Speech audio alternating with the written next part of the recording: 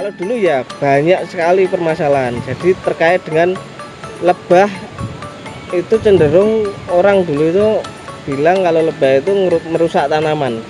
Jadi kalau kita menaruh di tempat-tempat itu, di tempat-tempat lokasi-lokasi yang ada bunganya, itu dulu ada beberapa tempat yang nggak boleh. Bahkan ada juga sampai sampai lebah kita itu dibakar. Gitu. Padahal yang perlu diketahui bahwa lebah itu sangat membantu penyerbukan bunga, ya kan? Nah itu kita perlu adanya edukasi terkait masyarakat Indonesia bagaimana bahwa lebah itu malah membantu penyerbukan bukan merusak tanaman seperti itu.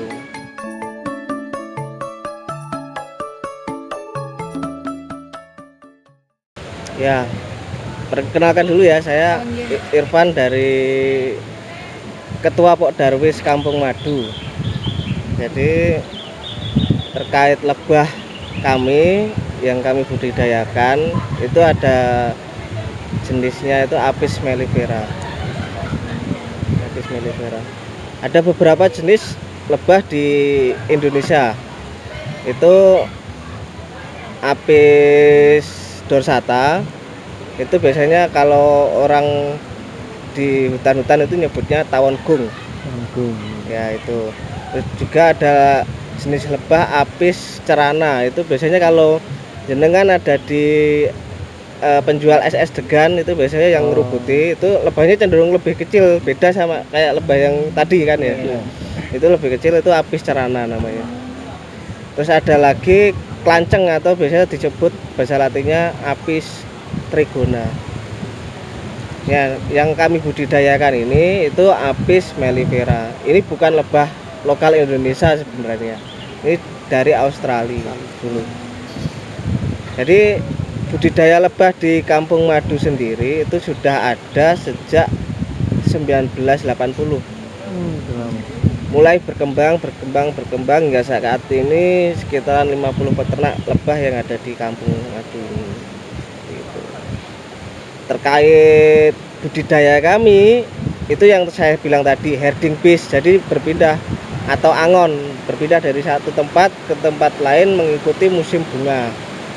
Jadi misal saat bulan ketiga atau biasanya bulan 5 dan 6 itu ada musim bunga randu. Nah, pohon randu yang masih banyak, komoditas randu yang masih banyak itu ada di daerah Pasuruan, Probolinggo sama Pati. Nah, peternak-peternak lebah di sini biasanya itu ke sana untuk mencari madu. Jadi lebah-lebah yang tadi itu ada berapa ratus kotak biasanya langsung dimasukkan di dalam truk. Pintu masuk lebahnya ditutup, dibawa ke sana.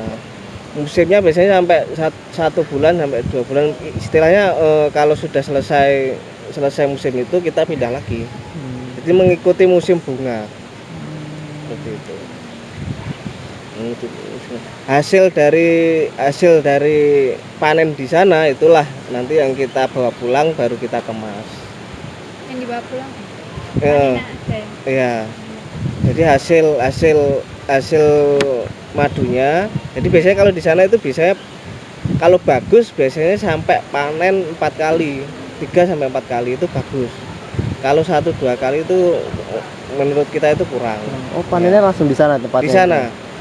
Jadi kita biasanya bawa grup atau bawa orang-orang yang mau panen, pekerja panen itu biasanya dari rumah ya ada, cuma beberapa. Di sana nanti sudah ada yang membantu panen kita di Pasuruan. Kalau dulu memang belum ada karena mungkin kaitan lebah juga masih takut ya, banyak yang takut. Nah sekarang sudah mulai beberapa kita budidayakan di sana, kita berdayakan warga-warga sekitar yang mau ikut panen, monggo silahkan. Biasanya 1 hari untuk pekerja sendiri ini beda-beda ya, kaitan yang khusus mengentrek madu. Ngentrek madu itu sarang tadi dikentrek, terus diselaput pakai bulunya kuda. Itu biasanya dapatnya itu dia 100 sampai 150 upahnya. upahnya. Hari.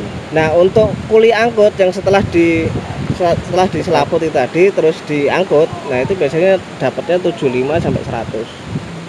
Tergantung hasilnya kita maksudnya. Kalau hasil bagus ya kita kasih banyak, kalau hasil kurang ya kita kasih 75. Itu untuk lahannya itu sewa ya Mas? Gitu. Untuk lahan di sana itu sewa. Iya. Di sana itu kita jadi sudah ada apa yang dikunjungin. Jadi misal kita sebelum ke sana itu survei mau ditaruh di tempat mana. Nah, di sana kita sudah ada kayak komunitasnya. Iya. Jadi kalau mau di sana berapa lama itu nanti kos makannya dan segala macam.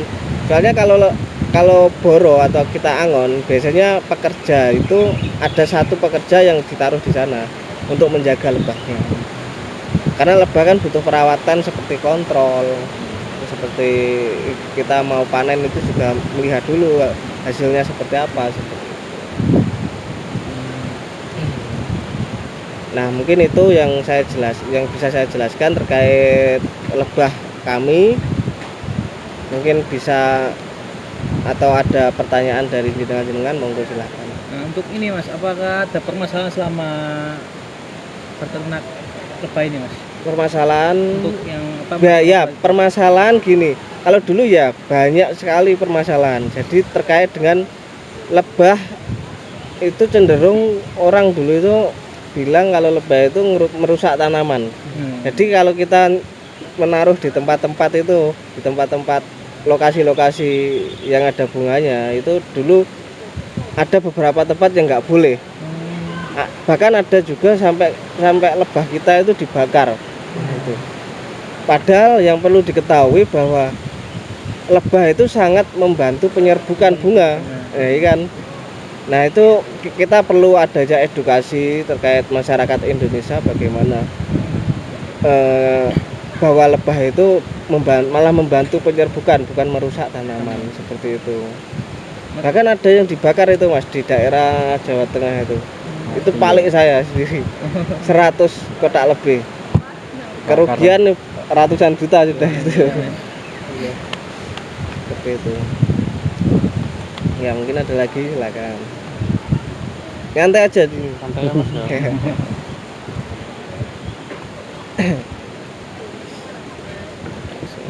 Kalau permasalahan sih itu cukup ya kaitan kayak apa namanya biasanya royoan lokasi juga itu juga masalah. Jadi saling berebut lokasi sini sudah ditempatin ini selama berapa tahun, tapi tiba-tiba ada orang baru masuk, nah itu juga masalah itu. Mas, aku mau tanya sedikit Mas. Ini kita sifatnya sharing aja ya Mas? Iya sharing aja. Bukan berarti dari kami menggurui ataupun seperti itu. Aku mau lebih tahu dalam, semisal nih dari peternakan panjenengan untuk pola untuk pola menyebarkan suatu produk, katakan apakah bermitra atau untuk jadi promosi madunya jualan, maksudnya dari dari peternakan panjenengan itu ataupun sekitarnya itu memiliki mitranya masing-masing untuk kalau kemitraan untuk penjualan madu kita masih belum ada, masih individu sih, mandiri. Jadi semua yang ada, jadi kita bantu. Jadi di sini di kampung ini kita bantu kaitan dengan perizinan seperti contoh PIRT, jadi izin edar, izin produk edar itu loh. Nah itu terus sama izin-izin yang lain itu kita bantu kemarin teman-teman peternak. Jadi dari lembaga, katakan lembaga itu dimulai dari tataran RT sampai atas itu udah dapat lebih ke ini. Jadi di sini itu ada model perkumpulan peternak lebah. Jadi di Kediri sendiri itu ada perkumpulan peternak lebah Kediri, ada komunitas. Gitu. Itu nanti yang kaitan sharing kaitan perizinan dan segala macam. Tapi kalau untuk penjualan itu sendiri-sendiri biasanya. Kalau dari pemerintahan sendiri tuh sering datang ke sini Mas, memberi edukasi gitu. Kalau dari dinas biasanya itu Mas. Dulu dari Dinas Perdagangan pernah sosialisasi terkait kualitas madu. SNI ya. Jadi kualitas madu itu harus seperti ini, terus dari dinas lingkungan hidup seperti itu juga. Akhirnya kita dapat bantuan alat namanya evaporator, alat pengental madu. Nah tapi ini juga jadi masalah, alat evaporator ini dia memang pengental madu tapi membuat madu itu jadi berkurang. Iya, volumenya kurang ya. Jadi kan untuk hasil penjualan kita ya memang kualitas madunya lumayan bagus tapi kandungannya kan sama akhirnya. Hanya lebih berkurang banget kandungan zat kandungan dalam madunya kalau dimasukkan dalam alat itu. Karena itu kan penguapan. Kalau madu itu sendiri kalau dipanaskan kan sebenarnya nggak boleh. Jadi kalau misal jenengan mau minum madu ya, kalau dicampur sama air itu jangan pakai air panas, pakai air dingin malahan. Itu kandungannya biar nggak berkurang enzimnya.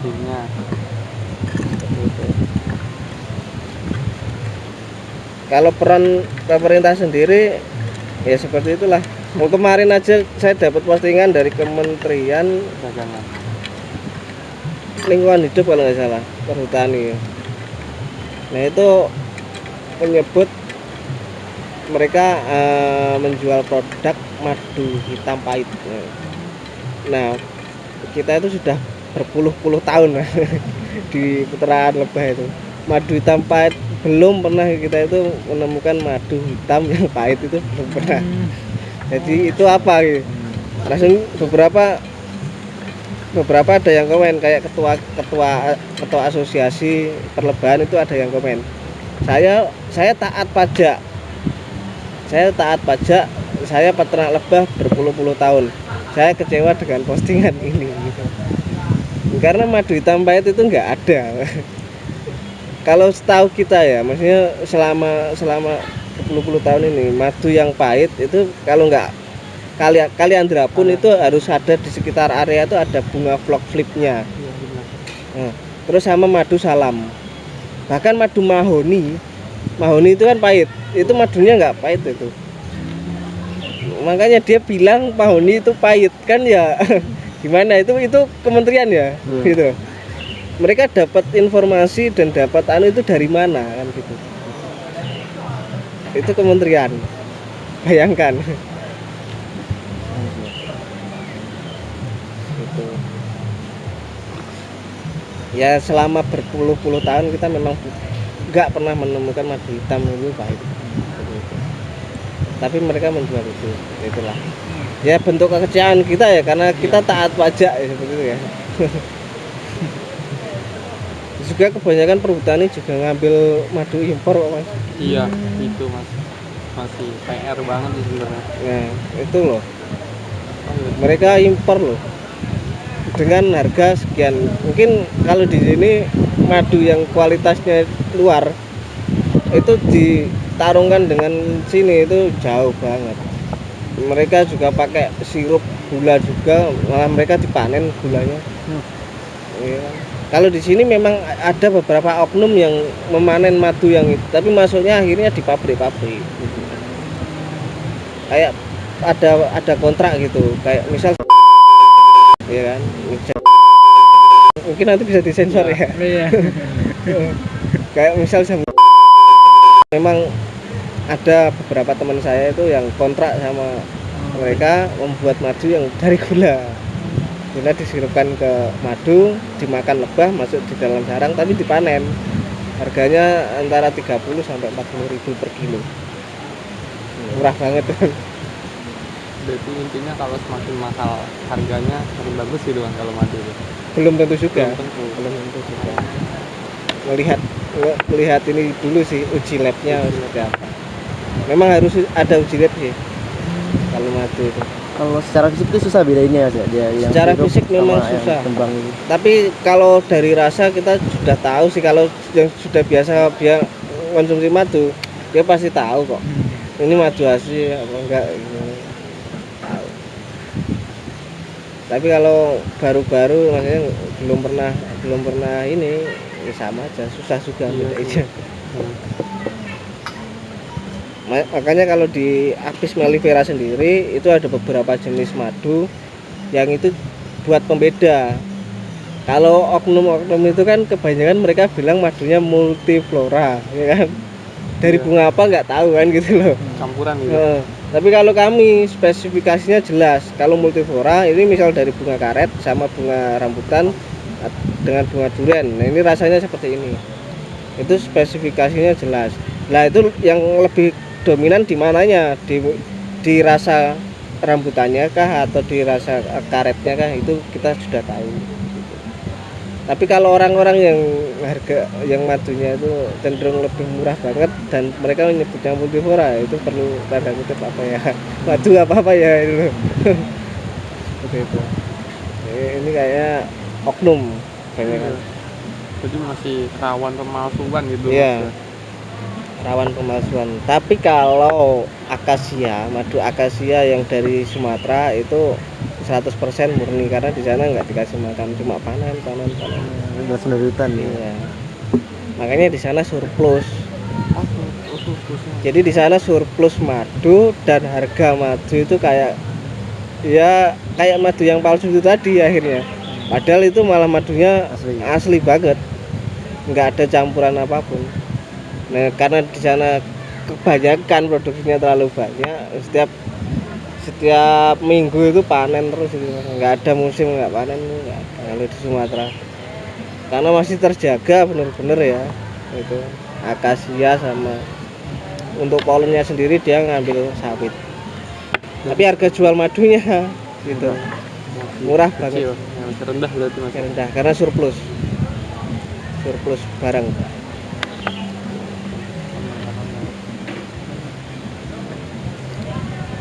Sambil diminum. Iya Mas.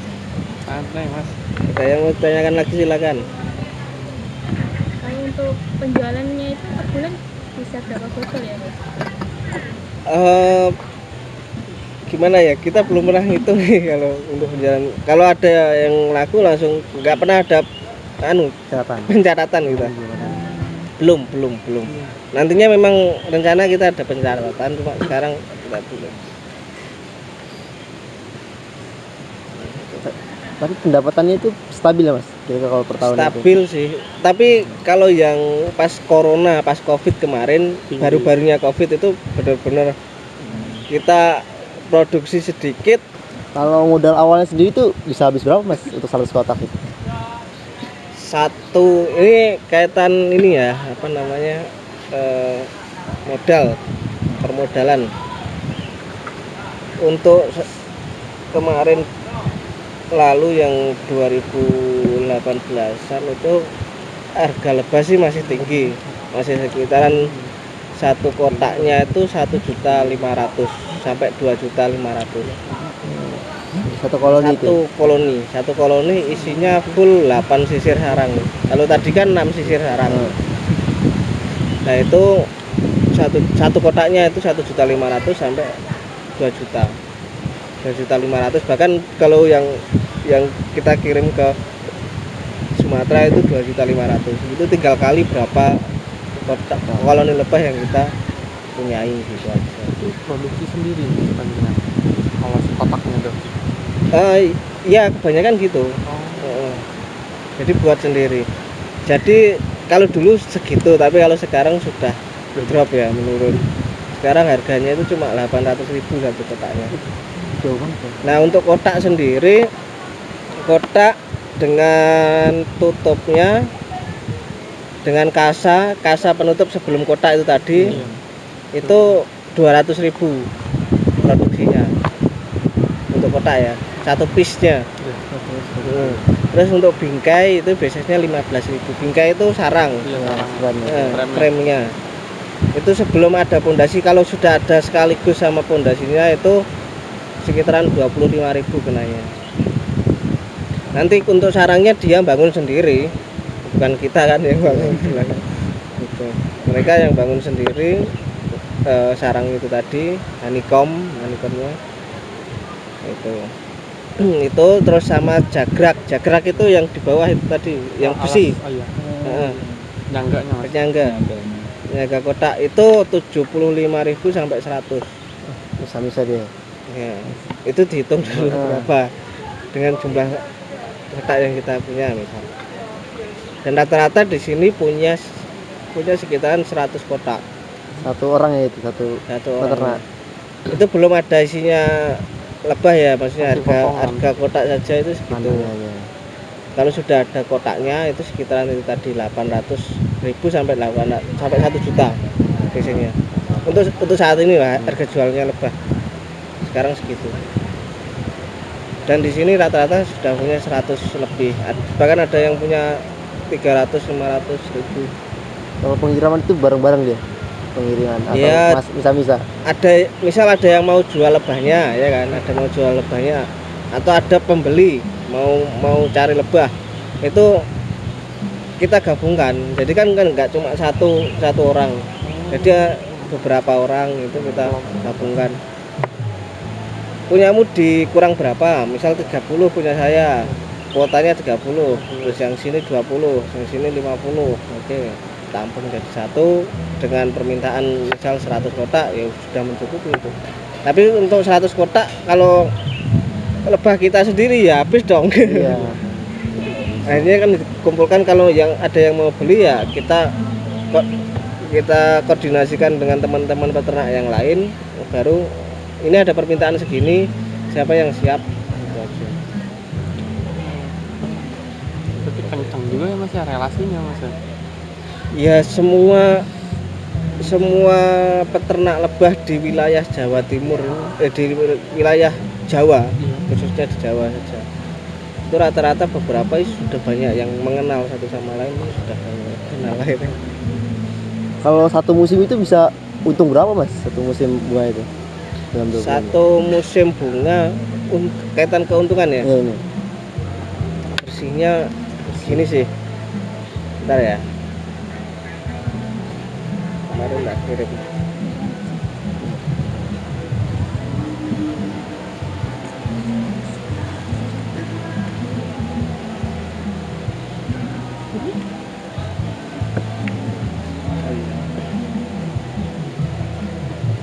Ini gambaran kotor sih. Sebenarnya kita belum pernah melakukan survei.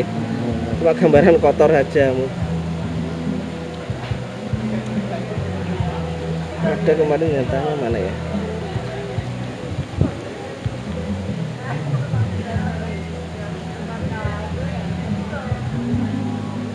Ini per tahun ya.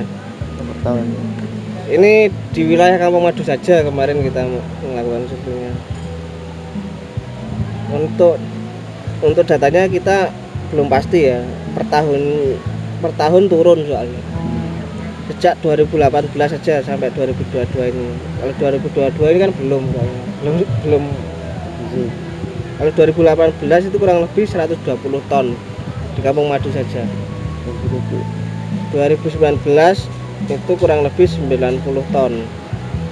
2020 kurang lebih 80 ton, 2021 60 ton.